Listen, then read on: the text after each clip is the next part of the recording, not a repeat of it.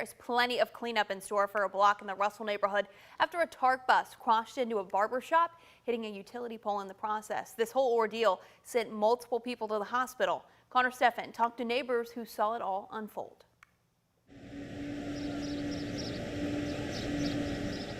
Very loud. It was really loud. The sounds have since faded here at Market and 22nd Street. Thank God it was nobody in there. But the sights, There's somebody in there, they was finished. stand as a powerful reminder. It was really scary. It was really scary for me. Nakia Murphy was on her way to the store just down the road, but instead found herself just feet away from this. It was like a movie, startling. Kimberly Hayes saw it too. A TARC bus lodged in the side of Clippa City Barbershop. LMPD said the accident happened around 7 in the morning when a driver ran a red light. He was just running lights. He didn't care. And ran straight into the bus. He also hit the utility pole. Before landing inside a beloved Russell neighborhood business. Those who saw this accident happen said it's something you will not soon forget. You can still see rubble lining the street here. Even worse off is the barber shop right down the road. It's sad. It's just a sad situation. I don't think there's any kind of ease and comfort that someone could tell me had it been my building. An LMPD spokesperson said 2 passengers were on the bus with the driver at the time of the crash. All 3 were treated at U of L. The driver of the car and their passenger also received treatment. The injuries aren't serious, which comes as a relief to neighbors. I don't know what I could say to them to ease that kind of tragedy. Still, it's hard to ignore the immense loss.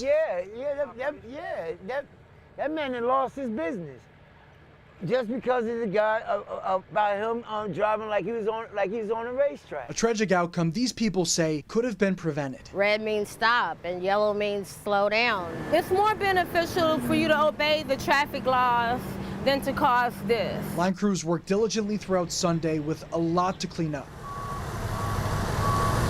restoring power for a few thousand people in the area. No matter the progress, this storefront, or what's left of it, a reminder for these neighbors of the damage that can't be repaired overnight. Connor Steffen, WHAS11 on your side. Several people lost power because of the crash, but according to the LG&E outage map, it appears those outages have been cleared. All right, switching gears and happening today, a man who was set to be released from a psychiatric hospital but instead was put back in police custody is expected in court. Gavin Perkins is accused of killing his own mother in 2018. He was set to be released from Central State Hospital in early June, but his family's concerns made their way to the Kentucky Attorney General's office, which led to a second murder indictment.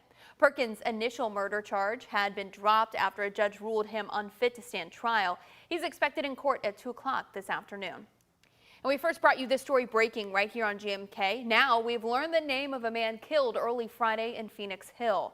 The Jefferson County Coroner's Office said 34-year-old William Grant died after he was shot at the Dosker Manor Public Housing Complex on East Muhammad Ali Boulevard. As of this morning, no arrests have been made. Police are also investigating a shooting at Westport Village on Friday night. The coroner's office identified the victim as 35-year-old Ashley Yates. Police said Yates was found outside a store at the shopping center off Her Lane around 8 on Friday night. She was rushed to U of L Hospital where she later died. Circumstances surrounding the shooting, including whether Yates lived or worked in the area, aren't clear. If you know anything about either of these shootings, you're asked to call 574-LMPD.